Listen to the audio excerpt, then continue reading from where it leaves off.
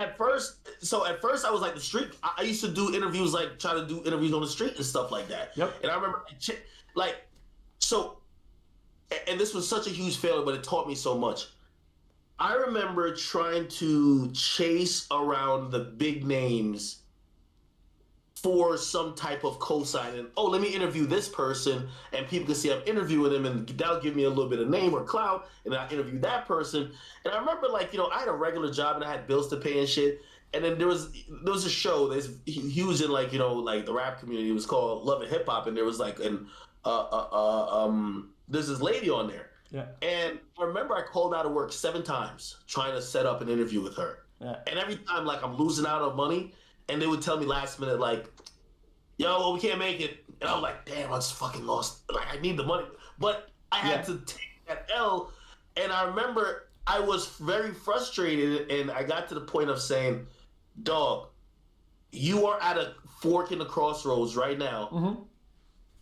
You need to realize that if you're not engaging enough by yourself, no matter who you sit with, you will never get your intended goal and result. And what that made me do, I said, I'm going to go double down, work on my own skills, figure out how to be entertaining by myself to get people to watch me without the big celebrities sitting on my shoulder. Yep. And if I can't do that, maybe this ain't for me. And I'm telling you, I started, like, being super critical of myself. You know what I mean? Like, if people used to watch my videos, they would hear me, my normal videos when I'm doing, news content, I say my intro really fast. Like, I'm like, check it out. And really, that really came from, I became a perfectionist. I would do a video 30 times. You get what I mean? Yeah. And I would speak it like, because I used to add satire to it. I'm like, that's not engaging enough. I took too long to get to the point. I tripped over that word. Shit, I didn't do that right enough. And I'm being super critical because I wanted, I knew how sometimes, the audience can have a low attention span. I wanted to just get straight to it. Like, you know what I mean? I rushed through my intro, and, like, within 5 seconds, we're in the meat and potatoes of my video. I'm not telling people to subscribe or nothing like that. We're already here. You know what I mean? Bang. Yeah. You click the video, we're into the story. You get what I mean? Yeah. Yeah. So what you're saying is that it's like almost like the new TikTok style videos where people try to get to the point as fast as possible. Yeah, intro is cool. Say hi. It's done. Boom. Straight to it. Just so they're not bored, or just keep them engaged. I like that a lot. Still do that, yeah. So you're pretty much like I guess like chasing checks pretty much. You're trying to make it that way, because was that at the time where you were making like 38K off of YouTube, or was that a little bit before? Just in terms of the timeline. Definitely before. So I'll tell you why the numbers seem so staggering when I say 38K, because there's a lot of money, right? Yeah. So what happened was, that was a weird time during monetization too, right? It was kind of the start, or at least I didn't have my channel monetized for 2 years. Yeah. I'm gonna tell you, because when I finally started getting an audience, there were MCNs. That was kind of like the only way to get monetized in a sense back then. Yeah. You would have to sign with an MCN, and the MCNs were hitting me up left, right, and center. And I remember saying, "Yo, I felt like I went 3 to 4 years without having an audience." I was thinking about the audience. I'm like, the audience doesn't want to watch a 30-second ad before I start. I speed through my intro. You think I want to watch 30 seconds? Exactly. So I said no to this MCN who were super persistent. They're like, yo, come on, yo, that's how everybody makes money. And I'm like, yo, you know how desperate I was to gain an audience? Like, I did anything to gain an audience. I don't want to put something in the middle to run them away. Yeah. So. Sorry, I didn't want to cut you off. Yeah, go ahead. After about like a year and a half, that's how long they took to convince me. They said, yo, bro, let's try it, because I'm a math guy. They said, you're the math guy. Look at your user retention now, and let us do ads on your videos for the next, like, say, 60 days, and you check out the user retention then. If it's super horrible, right? Yeah. And we could get out of this. We don't have to sign no contract, whatever. And I said, yes. First month was the 38. First one, before you signed, at the moment where you signed, were you still skeptical and scared? Can you walk me through the feelings you were getting when you signed? Yeah, do you have any worries? Hell yeah, because also, like, I was so skeptical of the MCN, bro. Like, at that point, like, people were wondering, okay, does the MCN help you not get banned? Also, like, I was wondering, like, I had other channels that kind of got deleted. I'm like, what's my status with YouTube? Everything kind of feels unclear. Like, as a creator, it just wasn't a great time for a creator on YouTube, especially a small creator, especially if you were putting your life into this. I remember, like, I would get strikes and write up these appeal. Like, I would use sometimes it'd be like 5,000 characters. I'm using every inch of this thing to tell y'all, Yeah. yo, I've given up my whole life for this. Like, please just consider it. Like, maybe not just ding me real quick with like a strike. And I was very cautious when it came to an MCN because I felt like they probably ruined the creator audience experience. Yep. And also, I didn't know these guys. Like, these guys were like, it felt like business people when I wasn't thinking of this as much business. So I was like, why do you guys need to be involved? Yep. And I'm not gonna lie, like it allowed me to step out of my comfort zone. But that's the time I realized that YouTube could be a viable business. In that moment. Yeah, I feel at that point, I've seen a lot of creators on YouTube and on Twitch feel like they have a lot of imposter syndrome, where they feel like they don't deserve it. What they have to offer isn't worth it. So when they feel like it's time to like monetize and get off of their work, they feel like they shouldn't be rewarded for it that much, and they're scared of losing power, right? Because they're trying to make money off of it. Right, and I think making the leap towards monetization is like super scary. That's why I want to know how you felt about it, because I think a lot of creators right now, even on Twitch, almost all of them, they're scared of having ads. So like, well, people are just not going to watch, And then you spend your entire days in your life building something to have a power or influence. It's just not power, but you want to create and grow, and you feel like you're getting there, and then cutting that off to make money feels like it goes against the nature of why it started, right? So for me, it was super scary. That's why I want to. And I think I could say this. My Twitch partner manager is the reason why because I used to never run ads. Like, I was partnered for a while now. I never promoted subs or ran ads on Twitch. It kind of existed. And I remember they just looked at me and they were like, yo, this is kind of part of like, just kind of the streaming experience in that. And I'm like, I don't want to promote like subs. And they're like, yo, honestly, if your audience loves you, we could tell that they love you. Like, look at your stats. They love you. They're probably going to support you with a sub. Like, they don't want to see like ads and stuff like that. So, and I was kind of scary. I was definitely scared about that with Twitch, because I'm like, all right, YouTube is a bunch of fluff. You know what I mean? Because like, there's a couple million people that's watching me on there, whatever. But YouTube, oh man, YouTube just kind of felt a little different. No, Twitch, felt different. Yep. But yeah. If now I do though. Now I do. Yeah, it makes sense. Okay. I feel like earlier you talked about making it. You said making it no matter the cost, or like all means possible, right? Mm-hmm. Can you tell me, what does making it look like for you? What was that end goal that you were chasing? That's a great question. So, it changed. Okay, I'll tell you what making it was, and I'm gonna tell you how it changed. At first, making it was being financially well off, or being like, okay, great, this is a job, this is a great thing to do, that I could fucking like support my family, and I could have a decent lifestyle.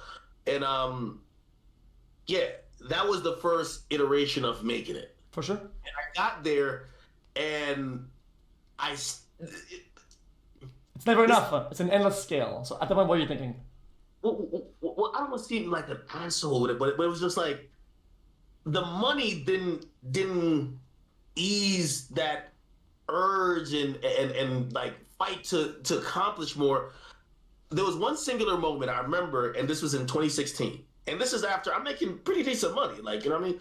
I remember walking in the mall, because I had went to Vegas before, and it kind of bugged me that no one knew how I looked, but they knew my voice. Yeah. Like, I had said it up to someone, like, and I got that a lot, because like, my voice was becoming well known, but no one knew who I was. And then even if people didn't know who I was, they only knew it within the bucket that I was operating in. Yep. And I remember saying, I was walking in the mall one time and I said, I feel like I'm bumping my head with the ceiling here. And I said, the next move I make, when I come to this mall, people are going to recognize me. And it might sound vague, like vain in the sense of, oh, you just want people to know you. But it was just like, I felt that was the growth that I needed to do. Yeah. So when I went to Everyday Struggle, making it was, whether people knew you for your content or not, they knew you. Yep. You know what I mean? Where they're like, oh, that's academics. Yeah, because... Right? So just that right there. And I was just like, fuck. That's what I felt making it was. But I think it evolves, though. So did you feel like, let's say, your voice is one part of you, and you, just you as a person, in flesh and bones is another thing, and you want to be recognized for you, not just your voice. Is that right? Yes, absolutely. And also, I kept seeing, on a different level, I was comparing myself to the people who I looked up to all along, people like Charlamagne the God, other radio personalities who I just thought were great, and I used to see them on billboards as I was driving on the highway, and I remember saying, the idea of making it was not only having the money, but also being that guy. Being the guy who, if you're out, they're like, oh, that's that person who we either really like or really hate, or, he's the guy who does that, whatever, you know what I mean? Yeah. And, it was just kind of like almost imitating or trying to be like the people who I looked up to, because I was so obsessed with trying to eventually get there. Like, obsessed. When I mean obsessed, like, every day thinking about all of it. I would tell the people who I looked up to, I said, I've probably studied everything y'all have done. Like, I've watched every piece of content. I've taken every notes. I've taken everything into consideration. Like, it was definitely an obsession, but for me, it was a healthy obsession. And I would try to take things from them that I would believe that would make me successful like them. Yeah. However, the times were changing because it was all about the internet at that point. Yeah. So at that point, you're very passionate about what you do, and you have a lot of energy for the things you're doing and the topics that you're talking about. But at the same time, I feel like you're starting to develop a passion for the systems behind it, right? Mm-hmm. The analytics behind it, the topics and everything, right? Okay, and that kind of made me think. What is the sort of content or the content pieces that you enjoy doing the most that are fueled by passion and not anything else? Yo, why does motherfucker Aiden just call me now? Oh shit! Yeah, wow. Not to get out of here, right? Yeah, that's how you get back. Yeah. Yo, Aiden, nigga, stop calling me, bro. I'll call you after. Oh shit! Not again. Yeah. You've been walking through again. Yeah. Just what is the let's just in the big lines, like what is the content and the things that you do that feel the most fulfilling, the things that you like doing the most, they're like passion fueled pretty much. Today, podcast and streaming. So I fell out of love of streaming a couple years ago, but I fell back in love with it just because it was just part of like the regular conversations I had. And I feel like people, before, I used to get a little anxiety to get on stream before, right? So like back in 2016, I don't want to call myself like I don't know if you know how Soulja Boy, but I was the first to do whatever. But like Soulja, yeah, I know that. So in 2016, I used to like, and I don't know like when Rice Gum and them started doing, but in 2016, 2015, I used to bring girls on stream. And it was like really entertaining to my audience. Would be some random Instagram models or whatever. And we'd just be like, yo, everybody go comment on their page. And if they get some certain comment, it was almost like, in a weird way, like, I don't know, it was like OnlyFans, but they were getting paid in comments. Anyway, it was a good time, though. The audience liked it. But there was anxiety with that because, again, remember, it's the easiest thing. We all want to get to a point where we could just beat ourselves and do what we like. Yeah. And you wouldn't get anxiety unless you feel like you have to do something and do backflips to impress an audience. Yep. And I just remember like not streaming at times because I'm like, yeah, I'll have a guest coming today. And I'm like, this ain't why you started streaming, right? Yeah. And I fell out of love with streaming when I felt like I needed to be doing all that, and I fell back in love with it when people were just accepting me for just having a regular conversation, Yeah. and that's the point of streaming. And also, I just think streaming has taken over the forefront of all content in Yeah. just where people feel the most deepest connection with you. So that I have fun with also podcasting, because podcasting is like, if you lock me and you in a room and there's a microphone, give me 3 hours and I'll probably know, like, we'll have probably some of the oddest conversation, go down the weirdest interesting rabbit holes, and just kind of like, I like talking for a living. Your audience probably say that, like, damn, this motherfucker won't shut up. So it's like, No. it is those type of things I'm most happy about what I do now. Yeah, that's really good. Okay. Yeah, so, okay, that's actually interesting because you said something about the backflip, right? And that's something that I think everybody feels like. Did you ever click? Did you ever really get the deep understanding, right? That you are the backflip, right? Just you doing your thing. Even though you feel you're doing a backflip, just whenever the way you do things, the way the way you talk, just you are the backflip. Did you ever click that in? Well, here's the funny part about it. I believe I was thinking for the audience. Like, I remember I used to look at my like Instagram DMs, and I think maybe some audience, like sometimes your audience knows you a little bit, right? Yeah. They know, he hasn't streamed in a little bit. Yeah, let me just check up on it. Let me just send him a DM this and third, and they'd be the ones saying like, "Yo, bro, we just want to see you, dog. It's cool. Like, hop on here and just chop it up with us. Like, yo, you Yeah. just want to tell us about the trip." And that made me realize, I'm like, oh shit, maybe they just like me. You know what I mean? But at first I was just like, yo, what trick could we do today? Yeah. And that shit becomes exhausting because, you know what I mean? Like, it's like you're running a circus. So really, I give the audience a lot of credit with that. To be honest, they pulled me up a lot of times that I was just feeling I had to do more than just give them, my time, because I think we're all here in each other's time, right? So, Do you feel like sometimes you're not doing the most fantastic, crazy show? You're not putting on a stage and putting a spotlight, and you just think that you're just doing something normal, or you're just looking at the news or whatever, and then a lot of people are like, wow, that was really good. That was really good. Do you get that sometimes where you do something that's just normal and you have a really good results and it makes you realize that, oh my, Yeah, well, that's the fulfilling thing about streaming, right? So I'll tell some streams about, like, sometimes I feel like because I'm the news guy, they're like, hey, I'm here to get news about this rapper. But I'll hear a lot of times people DM me and be like, because I'll tell, like, I got two Rottweilers, and I'll be like, yo, like my female Rottweiler, she just got her period. Like, the first time ever she gets her period.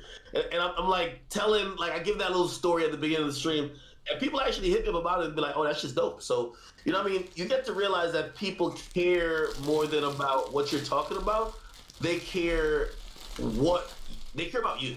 You know what I mean? So that's the whole point. the way you do it, the way you say it, the way you think about it. Yeah. Of course. Hi. Sorry, I have a French name with candies. But yeah, I get that. Yeah, so I didn't want to be disrespectful. Yeah, but I think for me that what you just said came in way later because I came from a gaming background, right? So I played Overwatch as a professional. So I was good at the game back in the days, and then wow. So what happened then is that I just spent years, most of my career, even if you look at my entire career, most of it thinking that the only thing that matters was how good I was at the game and me as a player, me as a professional player, and just the game itself. I was nobody. I was just one check mark in a row of boxes, right?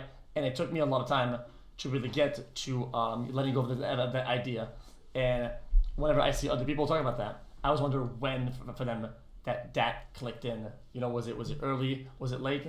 Seems like it was kind of like in the middle. Yeah. No, man, it's yeah. I'll probably say that. Yeah. I'll probably say that.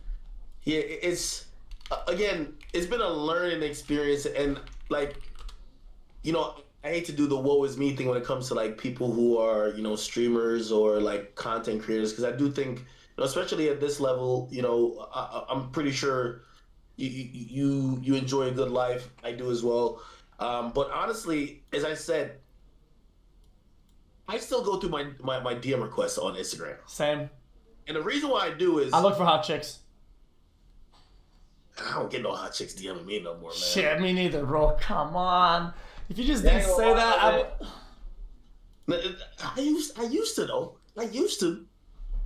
Like these days, or I think I'm more cautious now. Like, I've been exposed a couple times, so I'm like, I chill off of that down, bro. I used to be exposed, dog. Yo, there's like videos and pictures of like the chicks used to just be like, have their phone out, and I'm sleeping on the bed. I'm snoring, yo. I sound like a train, dog. I'm just like I'm sucking. Yo, I sound like a UFO, my nigga. I'm sucking in every ounce of oxygen in that room, and the chick is still trying to say, "Here I am with them," and I'm like, "Yo, how is this a flex? I look disgusted." Like, yo, oh no, like, I'm in some wild, deep, comatose sleep because I probably just got some stuff. You know what I mean? We just did some stuff, but like, yeah, I got exposed a few times. It was on the blogs, and then after that, I was like, man, I gotta move a little bit better. Okay, so yeah, you got shorthanded. That's a little unlucky. Yeah, shit happens sometimes, I guess. Yeah, I don't know. I've never been exposed like. Wait, do you have a girl? No, I don't. Yo, you probably think every girl wanted you, bro. Yeah, but then they want it for the wrong reasons. So what does it matter? Oh, that is true. Yeah, definitely. Yo, do you think it's possible at your level, or actually just really like any level where you're kind of like popular, to find somebody who is like, oh, I care nothing about your fame. I'm only here for you. I just love you for you. You are the best. I have no alternative motives. I've argued with myself with that topic, because by the nature of how they find you is most likely going to be your line of work. So how is their intentions already, like, how could it be pure if they're finding you by seeing you being successful? Yeah, it's like if you went on a street, right? And instead of it being a normal everyday street where all the houses are the same size, right? You would pick your house by what it looks like, and it's like 400K house, 4 mil, 40 mil, right? And it's just that's literally how it is. Like, people are gonna go around, right? And they see exactly your size and probably the influence that you have and the money that you have just by your social media profile, right? So it's kind of hard to find a person who's gonna choose you for you and not for everything else, when everything else is at the forefront. It's way before they see you, you know? Yeah, funny enough, let me tell you this, and this started happening a few years ago. A lot of women that I have sex with, during sex, they'll just say act. Like, that's what it is, act. And I'm like, that's not my like real name. Like, shit, that's so bad. Yo, fuck me. I'm like, fuck it. You know what I mean? But again, at that point, I think I've become jaded towards it too, right? For sure. Where now I've just kind of evolved into this character where I almost don't even find a problem if they don't know my name at all. And I'm like, hey, I am that. And at that point, it kind of feels disingenuous because, anyway, for me, if I want to find a fulfilling relationship, right, then I would have to step away from the computer, and I would have to not stream and not work on my stuff, right, and go outside in the real world and meet a real person that don't know who I am, right? But at that point, it kind of feels weird because it's like creating all this is all that matters to me, and you're telling me I have to take some time off to go meet somebody that's gonna enhance my life. It seems like a hassle, and it just feels like a disaster, and I don't want to do it. But at the same time, if I don't do it, I don't want to sound like a doomer or too nihilistic. But how do you find a person that is going to be fulfilling, that's going to be there for you? It's like impossible, you know? So it's really difficult, and I think you get to a point of just stop trying to fight it and just realize you are the sum of your parts, right? Like, for example, if you're a guy who somebody met in a nightclub, maybe they saw you bought a couple of bottles, or maybe they saw you had a nice watch on or a nice shirt. Maybe they saw the car you came in or the car you left in. So, it matters. Like, no one is like, yo, hey, I'm just looking for like a nice, wholesome spirit, and they found you. You get to realize when it's almost impossible to, find someone within a vacuum. Like, let me just try to deal with the people. Like, your field is your field, right? And in the sense of the people who come that want to either date you or engage with you, or the people who you have access to, is the field of dating that you have access to. So, you know what I mean? You got to deal with whatever it is. Yeah. Unless you're, I'm gonna go out my way to try to find someone. It's like, yeah, and to be honest, it makes you jaded so quickly. It's gonna, it's really hard in my opinion. I want to. Okay, so I've known you initially, because of a YouTube video. Like, my first interaction with you and your content was the Migos and Joe Budden interview, right? Oh yeah. Yeah. Well, I don't want to put you on a spot or like ambush you. So if you not get, okay. So that's one of the first. It's just out of the blue. One night I was just going through YouTube videos. I see that, right? It made me laugh, right? And I'm not laughing at you, because I think one, that's short-sighted, but two, I just thought the whole interaction, it's fun to engage with. I think it's a even though maybe it wasn't intended from you, right? To me, it felt like it. The whole interaction was worth my watch, and I fucking enjoyed that. How did it feel for you going to the interview, doing it, and in the aftermath? Yeah, so that video was about like probably 20 seconds away from being deleted and never being seen. And we decided in a hotel room in West Hollywood, I voted, let's delete that bitch, never let it see the light of day. And other people said, well, there's some content here. I felt stupid. What really happened was, we're on the red carpet. It's called the red carpet, but it's not red, at least for the BT Awards. Shit was like blue. And we're there. We go with a crew. We don't have in-ears. Now, I don't know if you've ever been to one of these award show red carpet. They have booths of media companies right next to each other. It's super loud. Yeah. It's like you literally have to be talking in someone's face. Yep. So we don't have in-ears, which is a very popular thing that when people are performing on stage, they have in-ears. When people are doing these things, they would have in-ears that they could hear the other mics. Yep. So if you look at, I'm asking Takeoff, and God rest his soul, he's sitting like kind of the furthest away from me. And I'm asking him like, yo, how did you feel? Like, yo, you left off Bad and Bougie. He's left off the song, you know what I mean? The Migos are notoriously known for all three of the members are on every song, but he wasn't on that song. And it wasn't something mean-spirited, but, he probably took it as like, yo, wait, hold on, like, all right, don't be smart here type stuff, right? And I think he was answering it, and I always tell people this. Yeah. So you can't hear it at all. But every time he's about to say something, it sounds like he's about to shout. So he has the mic in his hand, and I'm like, yo, what do you feel like, because you left on Bad and Bougie? And he's like, huh. And he was just, now on the camera, you actually hear him. Yeah. I'm there, I cannot hear him. So he's whispering, but the whisper is picked up by the mic. I can't hear him with my own ears in the room. So I'm like, what? And then he's like, I'm like, no. Dog, I feel like I'm like communicating with one of the aliens. I'm like, yo, like, what? I mean, you see the confusion in my face. Okay, so now they think you're being disrespectful by re-asking a question that was initially a little bit forward, and it could be forward, right? But by re-asking, now they know it's forward, or they think so. Yes. Yes. Oh my god. However, though, ultimately they're not upset at me, and this is a part that nobody got about that video. My co-host, the guy who got up and walked away, that's Joe Budden. Yeah. He had a run-in with those guys earlier that day at the mall, like random shit. So he's shopping for socks. You got to have your socks right. You're on the red carpet. They pull up on him. Now, the Migos are signed to this group, are signed to this label that also signed Lil Yachty. Yeah. And he used to kind of like, almost like use Yachty as a punchline to some of the stuff he said. They pulled up on him and was like, yo, bro, stop talking about Lil Yachty, like blah, blah, blah. So what happened right before this interview started was very tense. I really liked the group. They knew it was genuine. When they came up, I dapped all three of them up. Then we just shook our hand, whatever. You know what dap is, bro. Anyway, Joe Budden, which is my co-host, he tries to dap them up. They just stare him down. They just look at him. Oh. Why? Because of the incident that happened when he was buying stocks.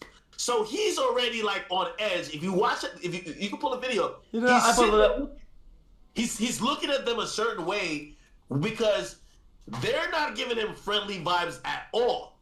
So when we get to the part where I can't hear them, he could kind of see that it's not going well, and he's like, yo, wrap this shit up quickly. And then that's what the Migos heard, but they're taking it differently because they're like, yo, you are the guy we almost got into it with in the sock aisle. So really, people think they were getting mad at me, but it was really my co-host, because even though we couldn't understand each other, they didn't take that energy of, oh, he's trying to do something, right? Yeah. But my co-host gets up, throws the mic. They're looking at him like, yo, it's beef time. You know what I mean? Okay, yeah. Okay, so I'm gonna be, if there was some sort of tension over there, well, I'm just asking, why didn't Joe Budden like extract? Why did he blow up like that? Like, so he's a psychopath. He's one of those guys. If he feels his back is to the wall, he's the guy who starts screaming at the top of his lungs or starts being crazy. So that's why he did that, because it's a little tension, and also he didn't really tell us this, right? Oh. So I'm known in the rap game of like, a lot of people don't like me, right? So I had another incident with another dude a couple days before. So some dude named Vic Mensa. So the company comes to me, Complex. They said, yo, damn, that's with one rapper that just showed up to do an interview. We're going to the red carpet. There's going to be every rapper like basically walking by you. They get a security guard, and my man Joe Budden, he says to the security guard, he says, yo, bro, I'm tough, okay? Plus my man, he's a Crip, and we're in LA, by the way. He's like, he's a Crip. If something happens to me, this whole bitch will be surrounded, okay? So what I want you to do is only focus on academics. Make sure he's safe. I'm good. So when that happens, we have a security guard who doesn't move a muscle. Like, we knew we hired the wrong security guard because he's taking selfies on the red carpet. Oh, that's terrible. Okay, yeah. Stand out. So, a couple things happened that went into it. I will say, though, this is why I now believe as a creator, sometimes the greatest things happen in the moments you believe is the worst. I felt super embarrassed because I really liked the group. I wanted them to delete that footage. And out of convincing and based on a team decision, I said, screw it. It was 10 p.m. in LA, I say, tweet it out. And I tweeted out, everybody tweeted it out. And that day and that clip was viral history. It's viral gold. And I always thought, remember I told you I was like, I wanted people to like know my face and shit? Yeah. I remember walking into a strip club. I walked into a strip club and a chick was like, oh my God. And she's pointing at me like, oh. And I'm like, wait, what's going on? And she says, that's that meme. I was like, what? She was like, that's that meme. Because it was like a meme. There's like a gift that people do with me with the mic. And I was like, hey, at least you do my face. Exactly. We take those. Yeah. I mean, I've had a bunch of run-ins like that. It's just funny at the fucking strip club of all fucking places. If you had to redo the interview, right? Do you feel like you could have taken control of that scenario and had a better outcome? And if so, what would you have done differently? I don't think I could have taken control of that. My co-host was literally a psychopath. Like, literally. Like he was going to jump through that window, because the only way I could have a different outcome, I would have had to wrap that interview up 2 or 4 minutes earlier. Yeah. And I really was intrigued because I was really a huge fan. Yeah. And I remember like we would have meetings at the office back in New York, and I'm like, yo, we gotta get the Migos. We never got them. The first time we see them was on a red carpet. And also I will say this. I'm very happy how that moment turned out. I felt like that moment was meant to happen. I have zero regrets, and I'm Offset, which is one of the Migos. I'm very cool with. That's my guy. Yeah. I'm cool with his wife as well, his beautiful wife Cardi B. Me and Takeoff were cool before he passed away, unfortunately, and me and Quavo, we've communicated on text many times. So that moment happened, and at least for me, I felt like it led to positive things. You know what I mean? Sure. Like, it was hard to go, but it was cool. I would also think that I think people act sometimes like on the internet or even in person like these things would never happen to them, and then that they're above it or whatever. But at the same time, I think when I see that happen, when they see it happen, and especially in person, yeah, they might act a way when it's live and it's happening. But I think it shows a human part. It's very human, you know, and people relate to that. And I feel that sometimes will create a bond with people, because they know what it's like to be in that moment, and it sucks. And yeah, because I've had a bunch of friends like that too. Just things that I do that are like, what the fuck is this? But I think they get it. I think people act like they don't, but they get it, right? Yeah, I've always said if you want to be a creator, you got to get over this hill. Yeah, you got to get over the hill of trying to control the narrative and seem imperfect. I believe the creators most comfortable in their skin is the ones who know that their imperfections are being seen. Their imperfections are going to be understood by the people who love them and who understand them, and it's going to be criticized by the people who hate them. And if you're given a very honest reflection of yourself to the people who consume content for you, and you're being truly yourself, I feel you will find the most happiness in that version rather than you trying to control narratives.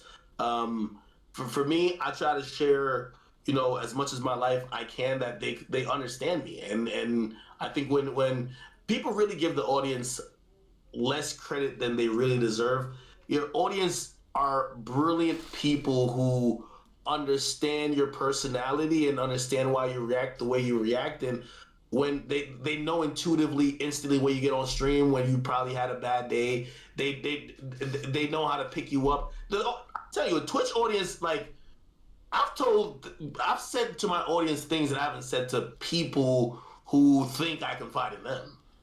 That's interesting from coming from your perspective. Then, okay, I'm actually glad I heard that perspective, because I'm gonna keep it a buck. I would say, motherfucker, I disagree so hard. Since me and my audience, we're gonna build this like more like a banter, playful thing where we're kind of like throwing insults back at each other. When they see weakness, they don't look for something to pick up. They smell blood and they're going in for the kill. Okay, if I show weakness, they're coming in and they will fucking put me to the ground and fucking jump in unison on my fucking dying body. Okay, but I don't mind it, because you know what I find interesting in that. I know what's good about it is that things that are hardships, things that are bad, things that I think are hurtful, the ideas that I don't like, it makes me process them faster, right? So if I'm dealing with something, and instead of saying, oh, I'm sorry to deal with this, they go, yo, dumb fuck, you're an idiot, this is happening to you, fuck you. Well, they do it all the time, right? But then it turns you know when people say, I would rather laugh about it than cry about it, right? It bridges that gap much quicker to just get thrown into the lion's den over and over about certain topics, and I can move on. I'm kind of like delivered from that place of feeling sad or disappointed about something, and now I can get away from that, and I can get into the more, oh, let's just laugh about it, you know, and that's really helpful. So it's like a completely different way of picking me up. But you're right, Joe. It does pick me up, just not in the same like, oh, yo, I'm helping you type of way. Hey, trust me, and you may have not gotten to this point yet. Yeah. Because I thought like how you think. That's my audience too. Like I used to block audience members because like before I even knew what meme pages was, like they used to start this like little trends like, yo, academics the type of dude that blah blah. And it was a lot of, they were just clowning me. I'm like, damn. I'm like putting my life into this like content they're clowning. And I thought that about my audience, that oh shit, my weakest moments, until, put it like this, it's like a little brother big brother relationship. Of course they're gonna laugh at you no matter what. But when someone comes for you, I guarantee they go to war for you. Oh yeah. Oh, they're clapping. Yeah. And I'm gonna be honest with you. I remember being on. So I was on the show, Everyday Struggle, right? And I felt like, because I would go there and everybody else like they came from a different background. I think people are looking at me like you're the internet dude, so shut up. Like, you know what I mean? And I wasn't having like the best time at first, you know what I mean? And I kid you not, like it bled through my audience seeing it, and honestly, they wrote for me. I kid you not. It was to the point. I remember the company saying, "Yo, could you tell your audience we're like treating you right?" But it was again, these are the same people who bullied me. I swear, they were the same people who they would be on your ass, but it's like, yo, we could say to you, nobody else can say it to you. Yeah. Right? Exactly, yeah. And if they really see something that affects you or somebody really trying to get you out of here, they sit hours and watch you, bro. Like, again, they're not going to sit here and be like, oh, we just love you, like, and try to, like verbally jack you off. Yeah, right? glaze, yeah. Yeah, but, like, the moment when you really need it, I'm telling you, you're gonna see it, and hopefully you never see it, because sometimes it's probably your lowest moments, when everyone's turning against you, right? Yeah. And you hope never to have those moments. Unfortunately, it happens, but I'm telling you, they will. Yeah, especially in social media these days. Like, whenever you're weak or whenever you're kind of down, everybody jumps on you. Everybody goes for the 3 points. Everybody goes in for the fucking home run. It's kind of annoying. It's just how it is. I think internet is just a bunch of dogpilers when it comes down to like public figures but I want to say one more thing about this, and I had it in mind. I think the whole interaction is like, I remember me and my brother would like fight, so I could punch him, and I could we could wrestle, whatever, and that's all right, and he can do it and I can do it, right? But some other motherfucker comes in and wants to do it. Nah, we don't let that happen, and now we're both turning on him, both of us. That's just kind of how it goes, and I like that interaction. I think it's really chill. Hey, I realize your audience is a reflection of yourself. You know why my audience has certain jokes about me? Because I'm cracking the same jokes about somebody else. You're right. They're like me. You know what I mean? So it's like you can't expect them to be so loving when, yo, you're like this. You crack jokes at other people's expense too. Yep. Well, like they don't know those other people. They know you, so they're gonna crack jokes on you. That's what it is. So it's all good. Yeah, dude, I mean, you hit on the nail pretty much. Sometimes I kind of, whenever you're dealing with the more negative part, you kind of say, oh no, that's not true. This is not like that. But the reality is that it is like that. Yeah. I want to touch on something. Every time I think AK. Sorry, I called you AK because I didn't know. I see 2 letters in fucking caps lock. I go AK, but you're AK. Yeah. No. Listen, AK, AK, whatever, man. It's the same shit. Yeah. You know what I mean?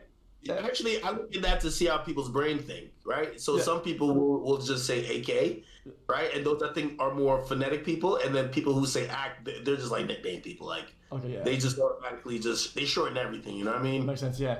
So every time I think of AK, for some reason, a lot of things pop into my head, right?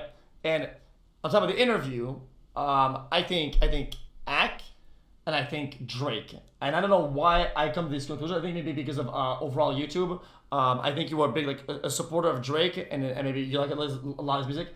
Just walk me through why I would think that about you. Is there do you have, just walk me through it. To me, Drake's the greatest rapper ever, right? So, and put it like this, I'll tell you why I like his music so much, because I think anyone's favorite musician is going to have the soundtrack to their life. Like, for example, my oldest brother, he likes Jay-Z. Yeah. Right? And he felt his Jay-Z's music more was congruent to his life.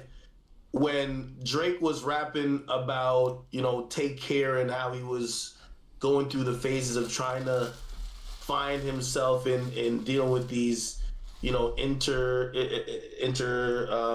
gender relationships, I'm in college. I'm trying to figure out how to get girls. You get what I mean? And you start using some of those songs to kind of build it becomes almost a soundtrack of your life no matter what happened, right? Whether a girl turns you down or shit, you're singing a song like Trust Issues or Marvin's Room or whatever the case. So that's kind of where, my appreciation for his music came in. Mm-hmm. Over time, let's be honest, the motherfucker is just the greatest rapper ever. So, that's just my personal preference, right? Yep. You know, some people say other rappers. It's my personal preference. These days, I speak to him from time to time, but I never talked to him. When's the first time I talked to him? Probably back in 2018 or so. I thought he was the best rapper for like over 10 years. So. And did he know you at the time? Did he know that you thought about him when you first met him or first talked to him? Yeah, he did. No, he did. He did. So, and he said the dopest thing, which was like a real compliment. I take it as a compliment. Yeah. Because if you're in media, this would be the equivalent you want to have. He said, because in reality, me and his relationship started with an argument. Yeah, that's good. I'm very strong-minded, and like I'm like fucking stubborn, and I'm pretty sure he is too in his own way. And like we kind of got into a disagreement.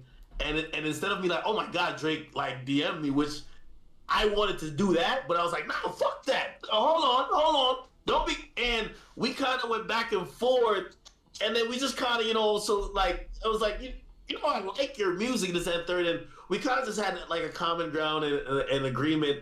And I remember him saying to me, he said something that was really dope and it definitely stuck with me. He said, yo, act.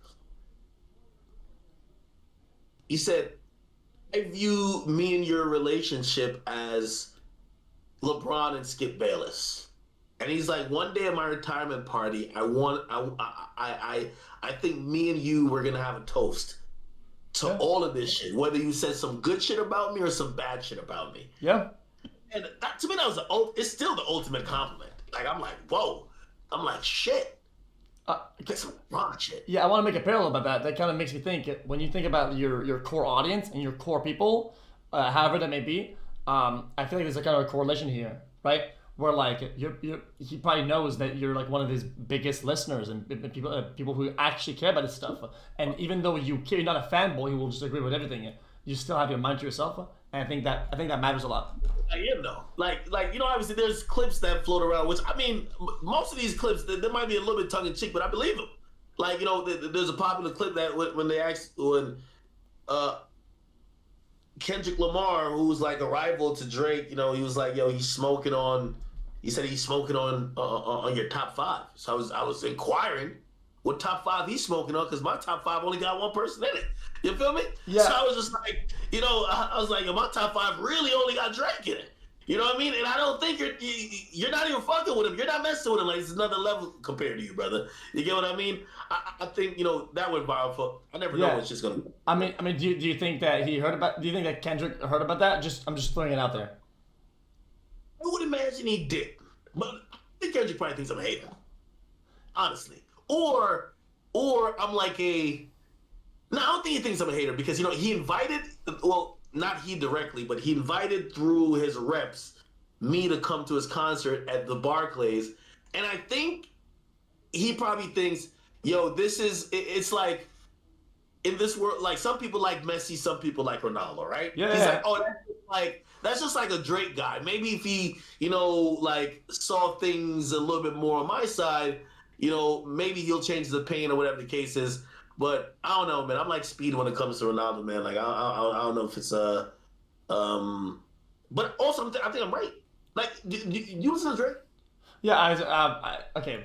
Well, I've been listening to a lot of Drake. I've been like kind of, not too much, but like way more than I used to. And now I almost listen exclusively to Drake. On and on, which is kind of crazy. I'm not even making this shit up to just like later sound like I'm similar. I'm into a crazy, and I actually said that his last 3 albums, and that they were all fantastic. I think people get this idea of, oh, Drake is this, and they have all these boxes already checked in. This is Drake. This is Drake. This is Drake. And whenever he did something that was new or different and had a different feel to it, they're like, oh, this is bad, because all they think about is what Drake is and how much they want that. I don't give a fuck. I trust the creative process, right? And if he does something that's different, or that's not normally what he does, and I like it, well, I like it. I don't give a fuck who does it and what he was before. And I trust the process, that even if I don't like that, I know in the future, if he keeps going with the same process of trying new things, he'll hit the nail on the head again. And I know he will, because he's proven it. He's done it time and time again. Same as I feel about Kanye, Yes, I agree, some albums were weaker, so some parts were weaker, but if he has the same process creatively, right? He's gonna hit it hard again, and I know he will, and I'll listen, right? That's kind of how I feel. That's how I feel about Drake. And what's up? You one of us, brother. That's all you gotta know. You one of us. OVO. Okay. Yeah, Just OVO. remember that. Yep. OVO. That's all you need to know. You one of us. You saying all the right things. I like that. See, that's how everybody who has listened to the GOAT feels. Trust me on that one. Okay. That's good. That's good. I know you have good taste because you like Drake. You know what I mean? Yep. Seriously, I've been listening to the bro. His last, I think, 3 albums. What was it? CLB, Her Loss, CLB, and Her Loss, and honestly, never mind. Yep. And you know what? I enjoy a lot the Honestly Nevermind. I just kind of love that. And you know what? It's kind of like sometimes like we think about it like a TV show. We get a bunch of episodes, and you get one. It's like a special, right? To me, that's kind of how that felt. It felt like that album was just special. I'm not gonna fight that. I think it's stupid to be like, oh, what is this Drake now? Fuck Drake. Whatever. I think that's like a very short-sighted mindset. That's not. I kind of had more of an open mind when I listened to it, and I ended up listening to it a crazy amounts. And even my chat, my viewers were like, yo, dude, this song, and they were making fun of me for it. But I enjoyed it. I was play that sticky, brother. You gotta play that. Hey, listen, yo. You know, Drake just announced his tour. Yo, you gotta hit a date, bro. You gotta go to a date, bro. I'm telling you. Yeah.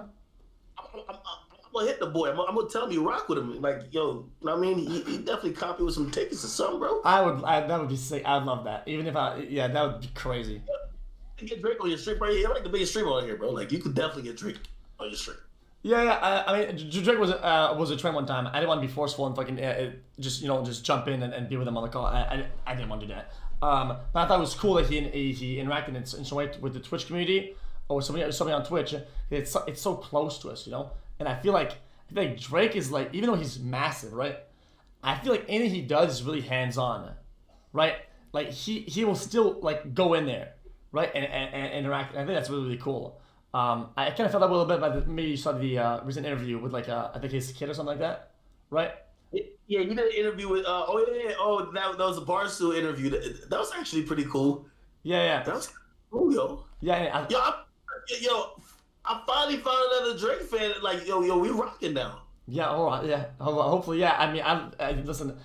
I'm not trying to glaze too hard. I just love the music, and honestly, I like some of his other stuff. Like whenever he talks, or like more like normal like human stuff, which is cool. Sometimes somebody's somebody and they make music and there's a distance there, but I think I like kind of like both points. Which you know what I want to ask you about this super coarse question and to the point, right? It's not even hit at you, just it's good. Bold. What happened with the you falling asleep to listen to the album when it came out? Oh, man, I kid you not. When I was off that hand rock, boy, oh boy. Listen, first of all, people took that clip out of context, and I kid you not. Drake hit me when he dropped Honestly Nevermind, and he said, yo, he said, listen to this one off stream. Which I still listen to it on stream, but here's the thing. I fell asleep to CLB. I feel so bad about it because people know how much I like Drake, so they try to use it against Drake. And if he's not up, listen to it. Here's what happened. I did even now. This is a pretty long stream for me. I don't know how long you stream a day, but like this is 7 hours I'm on. In like 15 hours. I'm excited a whole day, right? Yeah. Drinking all day, I'm celebrating all day. The album comes out. It doesn't come out at midnight. It comes out at 3 a.m. He delays it. Came out at 3 a.m. I listened to it at first. I'm like, oh, this is great. I'm like, encore, let's run it again. Oh no, okay, I didn't know that. And I fell asleep. That's when I fell asleep because now I've heard the songs already once, and I'm kind of like chilling a little bit. You know what I mean? I start laying back. You know what I mean? And I close my eyes and let the vibes hit. You know what I mean? And all of a sudden, I'm in the dream world, man. I'm in a disco club. You know what I mean? With a couple of owls, bro. I'm over here sleeping on the joint. I ain't gonna lie. That's good. Now I know about it because I even though I watched this clip like 1,000 times, and I'll see a bit of context behind it. I know about the whole context. That actually makes sense. TikTok, know if it's TikTok or whoever who stitched it together, because early in the stream I was like, yo, my top 5 is Drake. And then they go to the part I'm like, yo, brilliant edit. And I always, I'm one of the people who I used to be very, like, when people would just make funny edits of me and be like, yo, like, I feel upset about it. Now I'm like, I don't care what it is. I'm like, if that shit's funny, I laugh at myself. Yeah. So I'm like, it is what it is. Yeah. So, yeah, man, it's good that you got there, because some people, I'm not kidding, some people never get there. I talk to some top creators that have been making content for 10 years, and they look at that, and they look at stuff, and they get upset, and they can never laugh about it. Which I think is such like a miserable state to be in, you know? You want to be able to laugh, like just, I don't know. Especially when it's about yourself. yeah. You can tell if there's anything that comes to mind that's been content. Like, you can ask me about anything, and I don't think I'll be like, oh my God. I think I'll probably find some humor in it now. You know, you've already been through it. Again, not saying while in those moments or whatever, but you get to realize it's the internet. And if you slip and fall, it probably hurt. And like, say you even like dislocated something, like it hurt in the moment. But for me, I'm the type of guy, like, if 2 years later they made that into a funny thing, I'd probably find some humor in it. I ain't gonna lie to you. Yeah, for sure. Yeah. What do you think would be your actual top 3? Fuck it. If you were to rate like Drake's album or Drake's song, give me like an actual top 5. Top 5 of only his discography. Oh yeah, no, the top 5 of the discography is pretty easy. So we got to go on. We got to go Take Care. That's big numero uno for me. Then we got to go Nothing Was the Same. Now it's gonna get a little bit tricky after that, right? Because we got a few albums coming up. I actually had a hard. Me and I'm not. Well, I am name dropping. But me and Kevin Durant argued for, like, he's a hip hop fan. Yeah. Me and Kevin Durant argued for hours about this shit. Because I remember putting Scorpion in the top 5, and he was just like, nah, Scorpion isn't in it. I think he like said More Life, and I was like, nah, brother. Okay, so yeah. Those are. No, If Your Arena's Too Late is third. So first is Take Care. Second, Nothing Was the Same. If Your Arena's is Too Late, we're putting that as third. We're probably gonna go. I'm going Scorpion. I'm throwing Scorpion in 4. And I forgot what my 5th is. Yeah, doesn't matter. I mean, 4 is good enough. Yeah, but 5th is gonna be I forgot what it is. People are saying views. What do you think about that? Maybe Views was 5th. Yeah, maybe Views was 5th. Yeah. No, I think I had CLB. No, I had CLB. I had CLB 5. I had CLB 5. I love CLB. Yeah, I love CLB too. Yeah, I think it was you know what? It's one of those things where, like, I listened to it the first time. I was like, I kind of get it. Then I listened to it the second time, like, oh, okay, cool. And the third time, it was when things kind of really hit. And I'm like, okay, holy shit. And I like that, giving it more depth and re-listens, because that's when things kind of kick in for me. And it didn't take that, but I'm glad I give it like another chance. What you said earlier, you said that he told you to listen to a song off stream. Can you elaborate about that? So he told me to listen. I guess, he knew it was going to be a different format. He told me to listen to Honestly Nevermind, which was the one you basically equated to like a special, right? Remember, I fell asleep to Certified Lover Boy. Yeah.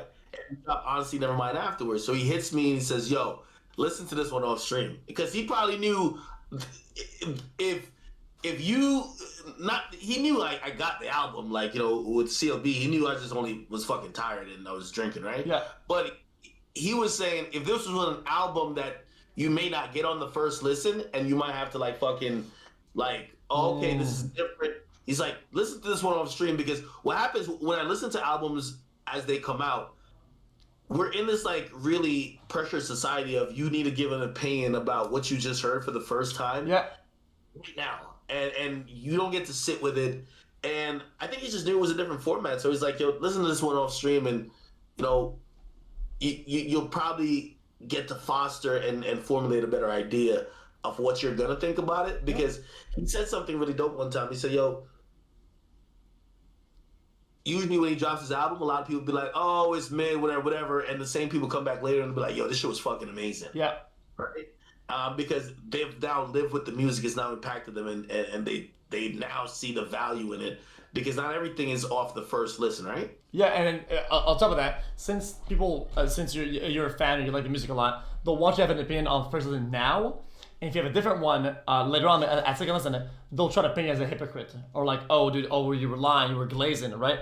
When sometimes it's not like that. Sometimes you change your mind. Sometimes it takes another listen, and then you were just wrong. I don't think there's anything wrong with that. I don't think there's anything wrong with being wrong or changing your idea about something. That's a very natural human process that people will devalue because they want to get back at you, which I think is kind of stupid. Yeah, it's kind of how I felt about that. Yeah. Yeah, one more thing. I don't want to keep you too long, by the way. So whenever you go, but just a couple more things. I want to know more about, earlier we spoke about when things get real, when you go to like an event that you made and then you interact with your people. It's when things get real, right? When people think about like the grind and making it, right? Who was the first celebrity or the person that you looked up to as an artist or whatever? Who was the first person that whenever you got the chance to meet them or interview them, that you were like, holy fuck, we made it. We're out here. When did that happen? And who was it? Honestly, it felt a little real. So I guess it would probably be Charlemagne. I looked up to him as someone that was dominating the radio space, and I wanted to be like him. Yeah. And when I started by getting his attention on Twitter, I was just challenging everything he was saying. So I would just always have like maybe a different take or whatever, but it wasn't hate. And people have to know the difference between that. Like, you could get someone's opinion, but if you're just flat out hating, they're just not going to take you serious. But if you're like, well, hey, listen, let's think about this angle, right? And I was that guy, right? Yeah. And so he was someone who definitely believes that, steel sharper than steels. And sorry, can you say that again? He believed that steel sharpens steel. So, some people, they'll be like, oh, well, I'm the popular, famous guy. I don't need to be going back and forth with you. But he was different. He used to say, well, if you have an idea or if you have something that kind of, I could, like, he would go back and forth with people to probably sharpen himself. Do you get what I mean? Yeah, for sure. And he would look for meaningful conversations and meaningful discussions. And I was one of those people that I guess he got that from. So one day when I was doing interviews, I'm like, this kind of feels far-fetched, but let me just ask him. I'm like, yo, would you do an interview with me? And he was just like, yeah, you could just come up to the radio station and you could just talk to me. And I was just so shocked. It was so easy. And when I met him, it was a dope experience because he was exactly who you see on camera. Exactly. Yeah. Like, what I mean exactly, he's known for just kind of being the person who says what everybody in the room is thinking. And the moment I met him, like there was something like that, and he immediately he daps me up and he's like, yo, and he says it immediately. Yeah. And it was something I didn't know because it was like, I guess some people had felt some type of way about me over some past issues. But I went in the room and nobody said, everybody was smiling through their teeth like, we like you. Yeah, yeah. And as soon as I said something to him, he's like, yo, I'm not going to lie, they all hate you. Like, what did you do? Right? Because he didn't know. And I'm like, oh, I had no idea they hated me. But I'm like, I respect you for that because what I see you being online is the person who always says what everybody's thinking, but don't say, and you did the same thing in person. So, yeah, I'd probably say that was the first one. Obviously, I've had, let me see, rappers who I probably, like, talked to who I was like, damn. Yeah, see, I think it's still, like, an interesting process, right? When people think they're, like, instigating by asking it, but sometimes, like, especially in real life, if people see you, people probably see clips of you, and they think that's you, right? And it's why I think you say you like streaming is it's like you get to talk and interact or whatever, right? And sometimes people will have the wrong idea about you, right? And maybe they'll even be mad at you because they saw clips something out of context. and they think you are that clip, right? And I think it's cool to have somebody sometimes to be like, yo, buddy, just chill out. Let's see who this guy is. Why do you think this is? And you get to explain it, and you get to add to people get to see you in a different way, like the way you actually are, which is a really good thing. So I can respect that out of this. Charlemagne guy is the guy with that does the Soldier Boy. I was the first one to do this, right? The guy. Yeah, he interviewed Soldier Boy. Remember when Soldier Boy did the Drake? Yeah, he did that. He's had a lot of historic moments. Complete legend in every sense of the word. Someone who, when I was in just high school, kind of coming up, I was listening to him on the radio, and it's just imagine someone, maybe not a streamer, because I guess it probably wouldn't be streamers back then, but like just say a creator who you used to just think of and be like, how do you get to that level? And you were just trying to figure out a way to even be their peer, and shit, it happened. So I thought that was like amazing. Yeah, that's really cool. Yeah, you see, I feel like sometimes I would look up to people, right, and I think, oh, they're gonna think I'm lesser or something like that, right? But sometimes people are at the top because they grinded a certain thing for a long time, and people that are even really small or growing, right? They have the same type of behavior, just didn't do it long enough, and that doesn't mean that they should be devalued or they're lesser. People that give you a chance is really cool. So I'm glad you had this interaction with him, and that he was like that. It's kind of cool to know about people that do that. I respect that this sort of behavior a lot. Yeah, I'll tell you this. One of the things I think about is I hope when I run into someone who is deserving or who's probably looking for the same thing that I got, right? Yeah. From him, I Yeah. could kind of also pay it back forward. For sure. And I think I have it my own ways, but you never know. Like, you mentioned a great point. I've also told people this when, people really think there's some really secret code to like success. And I've always said, no, it's hard work and it's persistence, right? I know a lot of people who, one of my guys, I used to tell him like, yo, you're so funny. Like, I used to tell him to do comedy, I'm like, yo, you're really good. And he started to do a few things, but he quit like too soon. And I'm like, dog, when I was trying to get on as a YouTuber, I always told a story. I was like, every night on New Year's Eve, I would say to myself, the stats or the statistics of you being some popular YouTuber is less than 1%. If you're only doing this to possibly pop off in this next year, stop now. You're going to save yourself some time. And I always said to myself, it could take anywhere between now and maybe 10 years. Are you rededicating yourself to another possible 10 years of grinding? I used to say to myself every year on New Year's Eve. And that was a thought I went to sleep with. And if any part of my body said, bro, if I don't pop by summer, this is over with, I would have realized it's not my passion anymore. Yeah. And I said that until, I remember the last time I kept saying it until I was like, I think this is working. Like, I think I'm having some success. So, it's definitely about persistence. You got to keep going, man. You definitely gotta keep going. Yeah.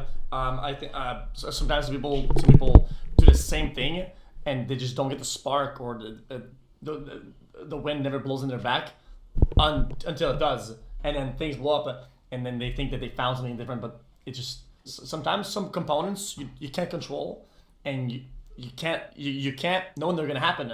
The best thing you can do is prepare for when they do happen, right? Like on Twitch, you never know when somebody's gonna host you, right? What is the best thing you can do to capitalize off of being hosted by somebody else? So being given viewers, it's by being ready for it. And I always tell people, I hate to say this because it makes me feel like I'm being rude to people, right? 99% of creators that I could host are not ready for it, right? Because they don't put the time in at 0 viewers, doing their thing and being out there and just in cementing who they are and what do they do, right? And whenever people show up, they don't know what to do because they didn't build that layer of confidence in who they are, and they're not ready to present it to other people and bigger audiences, and they're just not ready, which really sucks. It really sucks because I learned most things that I know about this industry and this shit when I had 10 viewers, 50, 100, and I was speaking in French, another language. Like, I learned all the components that I needed at the very beginning, and I'm thankful for that. And I wish people understood that's kind of how it works. And people always want to jump to success, and they want to jump to, oh, I want to have 50K viewers. I want to jump there, right? When they're not ready for it, you know. But yeah, it kind of made me feel about the Aiden thing with the viewer drop, right? Like, these are concepts that you kind of sometimes learn when you're a smart streamer and you're ready to tackle on the problem when it shows up. You're equipped for the future, you know. That's kind of how I feel about it. Yeah. It's an interesting process, man. Yeah. Really interesting process. Like, you know, I always tell people, it might not seem to people who just watch over time, but there is skills and ways to deal with things that you learn how to get better with. I always said, you know, again, remember I was on this debate show. I watch that back now, and I'm like, I feel like I'm more of a skilled orator. I'm more of a skilled debater. Yeah. I'm better at broadcasting. I know how to handle being on set when, you know what I mean? I never was on a set before, right? Yeah, that's hard. So, as a creator, you start gaining communication skills and also how to handle a platform with time. Like, you know, I know Kanye most famously said the 10,000 hours, but that's the theory. Like, you know, you put in 10,000 hours into something, you need to put that in before mastering anything. And I agree. You gotta put those painstaking hours in of honing your skills and get better. So I agree with that. I want to go to just maybe almost a last thing. So I know about now where you started, how you got to where you're at, and then where you're at. I want to ask something about Cardi. You know what? Let's just jump to that right now.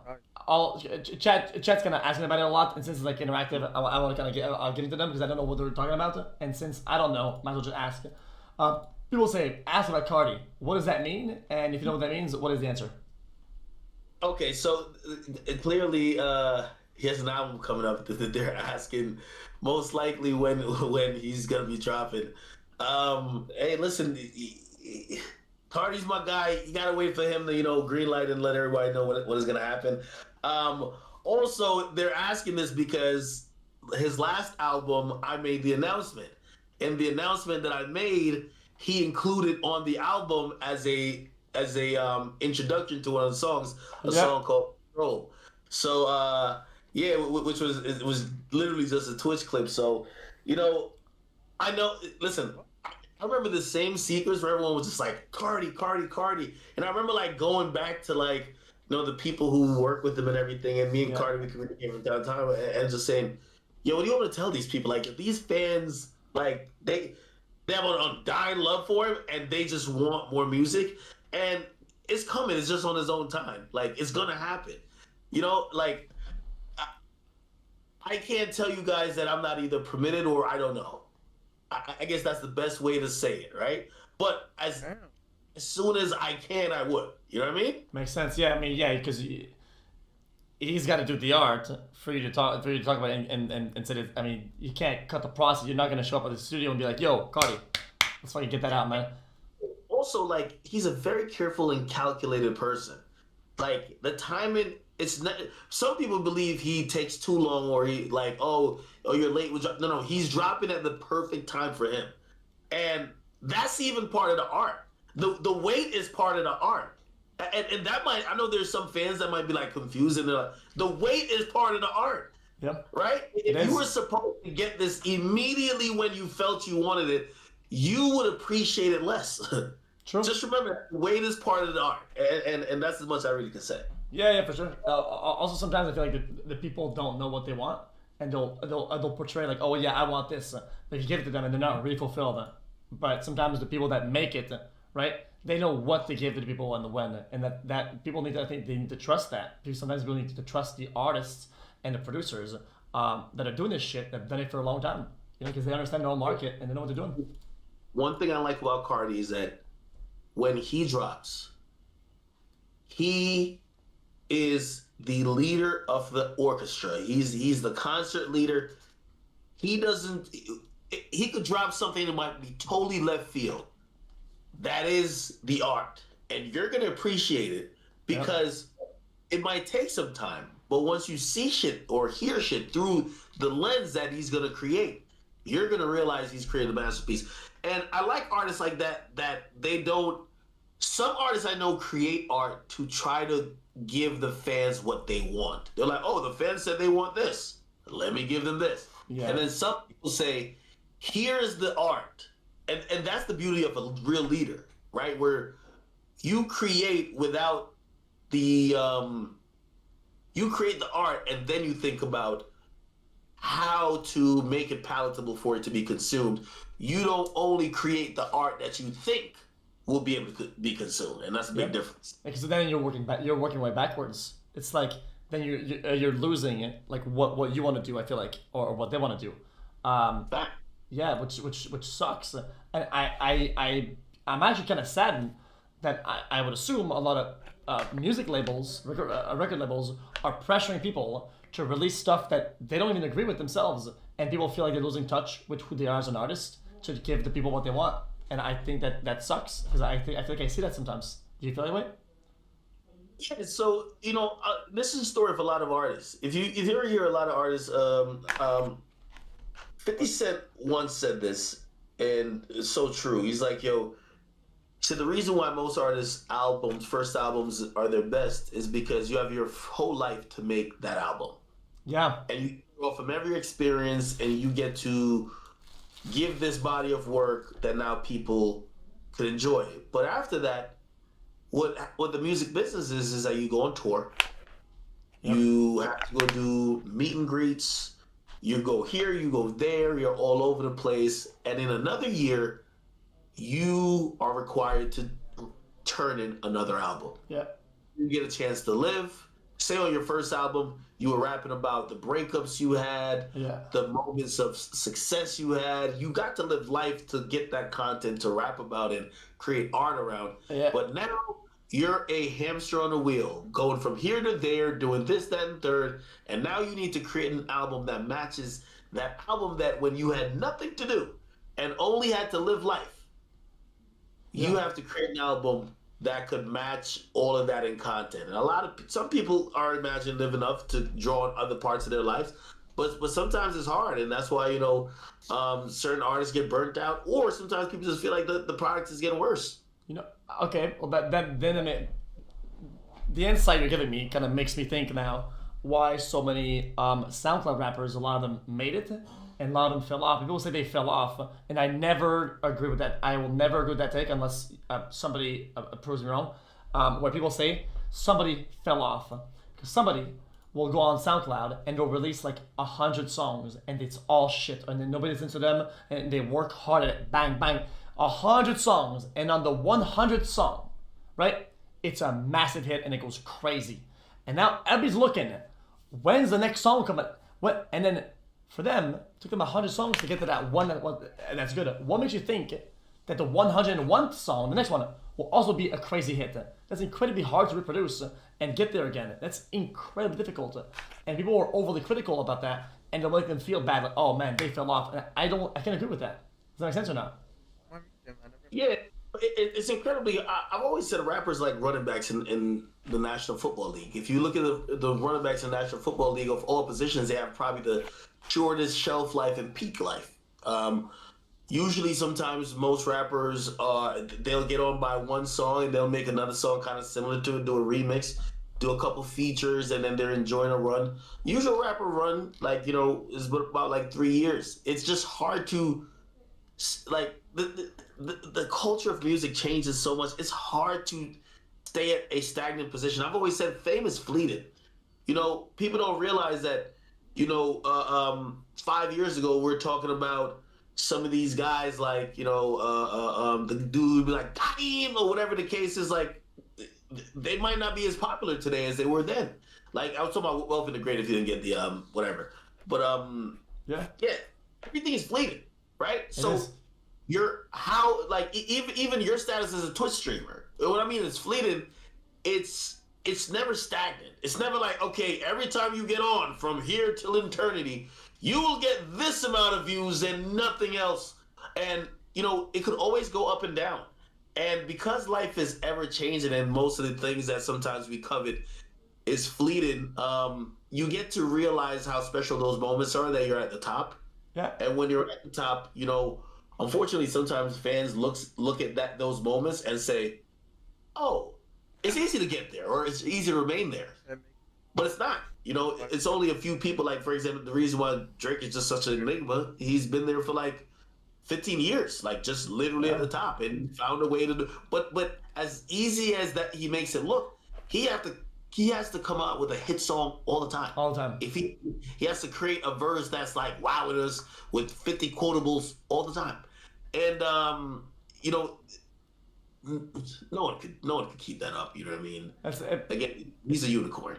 It's definitely rare. It's why I always had a lot of respect for Drake, Kanye, stuff like that, because it's like they've not only proven that they could do it the same and have some amount of success every time over the years consistently. They've also innovated in those times that, you know, people.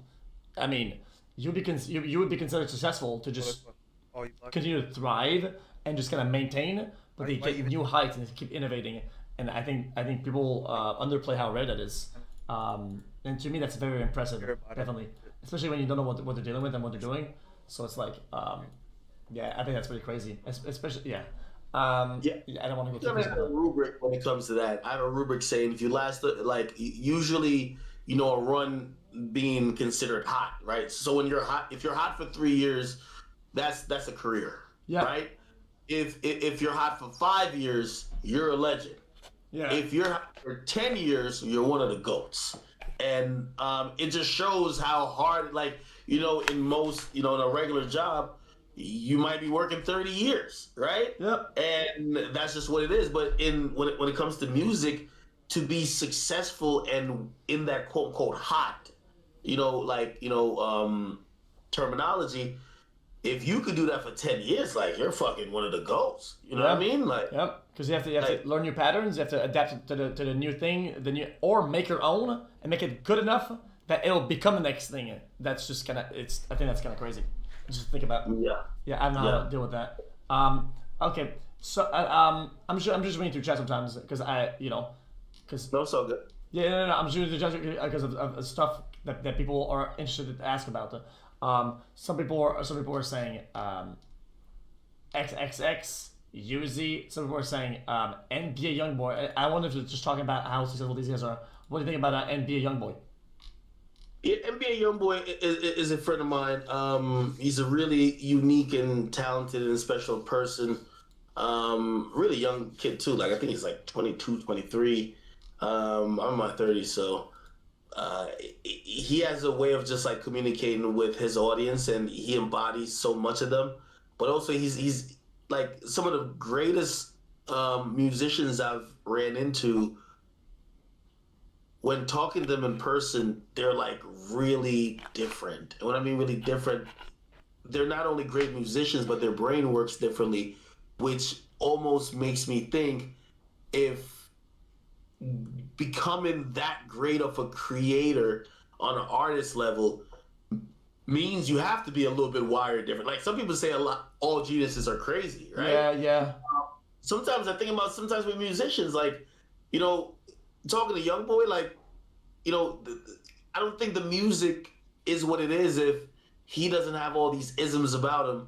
And it's not whether good or bad. It's just a lot of different. It's a very complex individual. Like, you sit and talk to him, and like his perspective about life is just very, like, he looks at the world as tilted on a different basis, and his way of how he views relationship, life, even the concept of death is like completely profound.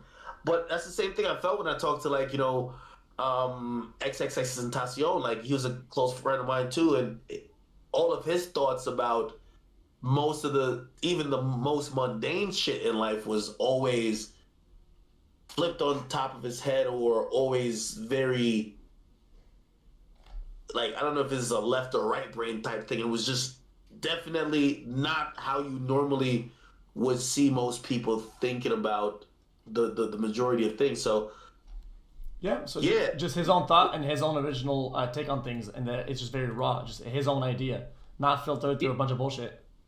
yeah, it was complete. It was completely like just fucking different, man. Like you know, Yeah, he believed in certain like the things that he believed in. I believe allowed him to create the music he did because he was living life on an earth that was like flipped on a different axis, but he was true to it, right? And what I mean by that, he was just thinking about things differently.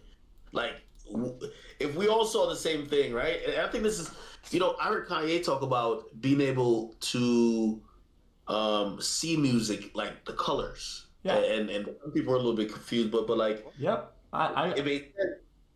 With these guys, if they all saw abstract painting, I feel like, and we showed 10 people and they were one of them. I believe YoungBoy would see shit probably completely different or very transformative compared to the other 9. And I think X was just, I don't know, like I still think about God rest his soul. I still think about conversations I had with him because the way he thought about stuff. Usually in a moment I was like, yo, you're full of shit. You know what I mean? But because it was just kind of like odd. But then you start thinking about it a little bit and be like, yo. I get it. Sometimes maybe sometimes their thought it's kind of like if I try to walk you through what I'm seeing in my head as like a drawing or something like that, right? So some things are kind of difficult. I would assume to translate to somebody who doesn't have the same exact mindset or vision, right? And you have to almost like sell them an idea, and now it's like there's a big distance there, And sometimes why I feel like some of these people sound crazy or until you actually get it. Chat was some people were spamming in chat about something. I want to put you on the spot. I was gonna ask like one last question and then kind of call it a day because I don't want to. Yeah, you have stuff to do. I see some people say Juice WRLD in your chat. Juice WRLD was also like a genius as well. Me and him, we had a few FaceTime calls right before he was prepping that last album that he died making, and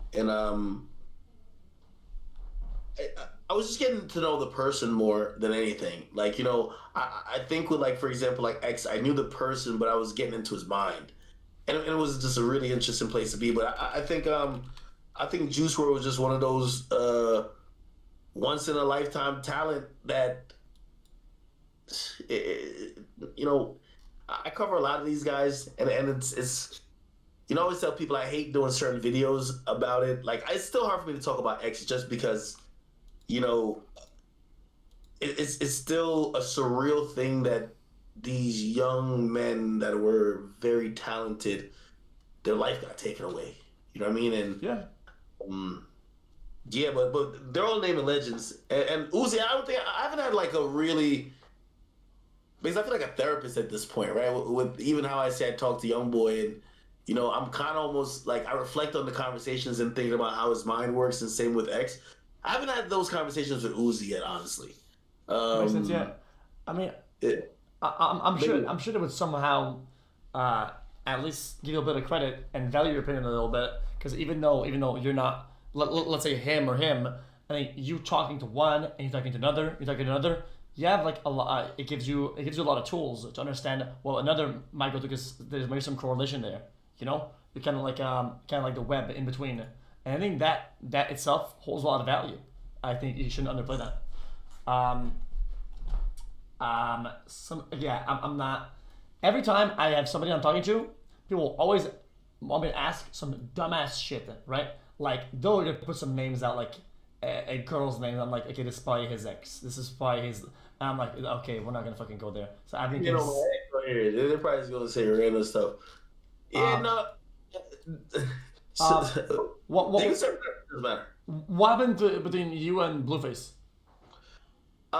Me and Blueface. So Blueface, I believe, is an abusive relationship with his girl. Like we saw some videos of like, he's wearing shades all the time now. I see him with a black eye, this and third. So I basically told him like, yo, listen, man, you got to get out of that situation. He didn't appreciate it that much. He started coming at me, and then eventually, which he said he quit rap, which is kind of like, I was upset at that, but I don't even know why I was so upset at it because I felt like, I'm gonna tell you why I was so upset at it, because I meet so many people that are dying to be rappers that I do get people who take when they've made it for granted. And I remember kind of being tough on him, like, yo, you look at people kind of really want to be this, but I think he just genuinely fell out of love with it. And it evolved into some back and forth smack talk into he's like, yo, let's get in the ring, man. And now we're possibly entertaining a like a boxing match. You know what I mean? Would you ever get in the ring with anyone? Well, me and my brother used to do a little bit of mixed martial arts when we were younger. But I never actually thought about fighting. But believe it or not, I think it's cool to know a lot and be ready to fight if you have to. But I think doing the action of fighting, I think, is unnecessarily risky. I think like listen, I sound like a fucking mom trying to put a helmet on his kid, okay? But I just think there's a lot of like CTE and stuff like that, injuries. I think a lot of things will ruin your life, like one bad punch, one bad fall, and I think that's like a risk that I'm not. I live for other things, and I don't want to risk everything because I want to fight or something like that. It's just not who I am, right? And I'm okay with that. People say that I'm a pussy. I'm a breathing, living, still fucking sound mind, somewhat thinking person, and I value that a lot. And I always value that a lot. When I was skateboarding as a kid, I had this big ass mushroom motherfucker helmet, okay, and I would hit my head like crazy hard, and I would never get a concussion. I would never get headaches because I was invincible with that fucking thing on it, okay? And I protect my head, and I think fighting is fucking. I think it's risky. I'm not trying to die or become fucking moo, Yeah, no, I get you, and that's why, like, I think like I see a lot of long-term effects of consistently. But I seen Jake Paul talk about it. He said that he feels like he's beginning to feel some effects of it, where he feels like sometimes his speech is slurred, and yeah, there's a chance of CTE, of course, right? So yeah. I wouldn't be a boxer, but like if it's like here's one-off type of thing, like what I mean? Why? Yeah. If a fight here or two could be fun, yeah, Why? for sure. Yeah. All right. Closing it off. With your current ongoings, where do you think is like the point where it's done and you're over? Like, what is the point you really want to get at, right? And you're like at a fulfilling career, like this is the final height. What is that height for you? I'm glad you asked that question. I'm in a process of searching because I feel I develop new passions, and like for example, I'll tell you some goals. So this year, I kind of want to start expanding my brand a little bit more. I want to open some new headquarters. I want to start going to some new cities. But the reason why I said I'm in the process of searching is because there was a moment I thought that being here would be the final point, where I would just be like, oh, I'm just super happy. I have like some nice cars and I live in a nice house. And no, I'm at the point where I'm like, yo, try to do different things, challenge yourself, just like you've always challenged yourself. Yeah. Why not try to do a comedy show? Well, why not try to write a book? Why not try to be in a movie? Why not try to shoot a movie? And it's those things that like, passion projects that keep me, because I'm not sure if this is exactly healthy or not, but go ahead. My entire life is this. Like, this is what I enjoy the most. Yep. The thing I enjoy the most, like I feel this is cliche, like like Big Sean said it one time. It was like, yo, F a vacation, I feel better at work, right? That sounded corny a little bit, right? But still, like, the thing that gives me the most fulfillment every day is literally having the freedom of saying, I'm gonna get up and I can't wait to entertain. Shit, when I get on stream, I'm about to like I feel like a basketball player. When I get on stream, I feel like I gotta drop 30 at least, But even now, it's like I feel like once I've had an audience that's kind of like growing up with me, I'm like, yo, it's like limitless what I could do. Like, I literally feel like I could shoot like I'm about to start doing some documentary stuff, and I want to do like a premiere. Like, I can do everything, bro. And it's passion projects that's kind of pulling me from thing to thing. So if you ask me what's the final thing, I wouldn't even know what form it would take because I'm still searching. And maybe I get to a point where I'm like, yo, I'm just completely like done. But like I'm just not even close yet. So for me at this point it's like challenging myself and you know so there's if you ever heard of Lauren Hill made this amazing speech. I love her. She's such a beautiful soul and also just a brilliant mind, a genius. She said life is all about two things, learning and mastery. And he says, and she says that like it's basically like hills and valleys in a bit. And the human experience, we see a lot of people who yearn to just stay at these hills in their life, and they stop growth. And they stop progress because they're like, hey, I'm good at this one thing, and I never want to do anything else. And like these days, I feel like I'm good at doing what I do, and I'm good at my job, and I still want to do it, and I still want to do all the things I do now. But I want to add more things to it. I want to be able to. I don't want to only feel like, okay, great, you've mastered this one thing, but I want to be the person who's learning again. Be like, hey, this is how you're supposed to move on a movie set. This is how you're supposed to act in a scene. This is how you act. This is how you get these. Like, that seems challenging to me, and honestly, searching for challenges is kind of what's been like. Like I'm terrified of getting on a stage to do comedy, but that's what it told me this year. You got to do it. You got to go overcome that fear, because that's what makes, like, I ain't gonna jump on no plane or nothing, but that's for me what makes life and even if I fail, right, I know myself. I'm like, yo, come on, go do that shit again, fix this, work on this, be obsessive about it. And I think that's beautiful. You know what I mean, it's the fear, and then the branch between success and fulfillment, and then disappointment, right? It's that ecosystem that keeps you into the loop, right? It's what makes you do it in the first place. And on top of that, I think now that I understand your path on how you made it over here, right? I think I get that you found a system that you like, you're passionate about, and you've learned about the system until and then you learn more and more, and then you mastered it, right? And it's cool to get at certain heights and make it somewhere, right? But I hate to be cliche about like it's the journey, but it's really the getting better at understanding these systems. It's the fact it's getting better that's the most fun, and then feeling like you can do that and you want to do it in the other field is really cool, because then you wanna replicate that thing where, oh, I don't know anything about this, and I'm gonna try to understand these systems now with fucking music or acting or writing or something like that, right? And that's what makes people what they are, you know? And then people will always go and they hate and they'll say, oh, dude, yeah, but you didn't go to school for this. Who gives a fuck? Who cares? When you're somebody who finds systems, understands them, and then makes something with it and succeed, you can do whatever you want. There's no boundaries. So I'm glad that there's no retirement. That's kind of how I always felt about it. Yo, I'm gonna be honest with you. I really enjoyed my time with you, man. I don't want to keep you for too long. Thanks for doing it. Also, I'm really glad that you actually sent me replied my DMs and showed up, man. Am I the slow one? No, of course, man. No, I appreciate you. By the way, I think this is dope. I think you're doing some really positive shit with your platform. You're allowing creators who may not have access to your audience to be like, hey, listen, let me get to know you. This is a very, I feel like this is a humble move of yours. You get what I mean? I don't think you have to do this, but I think you definitely open up your platform and also like your mind to like see what other people have going on and genuinely be interested. I think that's dope, bro. So I appreciate you, and thank. Yeah, well, I can't say anything more. Like, that was fucking perfect. Thanks for everything. Thanks for your time. And man, fuck it. Good luck with the future and everything you're doing.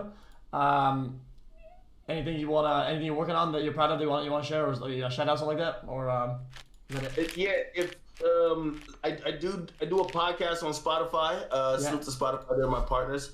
It's called Off the Record. I do, obviously I stream here on Twitch, but like other than that, I'm usually doing my podcast. I sit have great conversations with random people. You know what I mean? I've had some very entertaining episodes. If people could check that out, it's called Off the Record. That's all, brother. Wicked. Thank you, man. Thanks again. Have a good night. Have a good rest of your stream, and hopefully we meet again, man. Big love. Of course, man. Take care, man. All right, peace.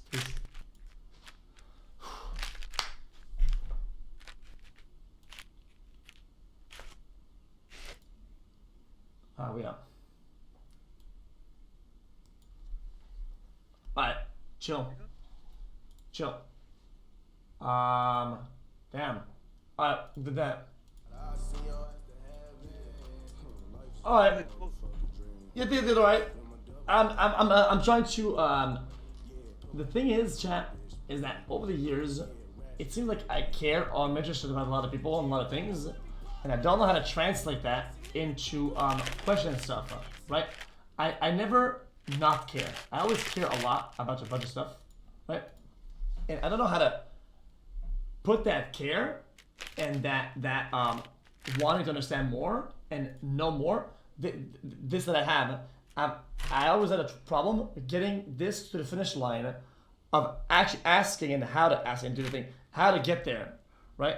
And I've been trying to do these small interviews here and there to get better at that skill of taking something I'm very passionate about. Shit, man, that was a W. Much love xQc clap. So what I would say, I'll never get a celebrity or some other people and try to reach out to get an interview if I'm not interested in what they do, because then how can I ask stuff that matters that I want to know about if I don't actually care about them, right? So I always want to only have people that I care about or that I look at, I'm interested in.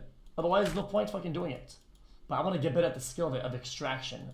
So doing these skits here and there can help out a lot. So I'm glad I did it regardless. Alright, anyway, thanks for fucking watching that.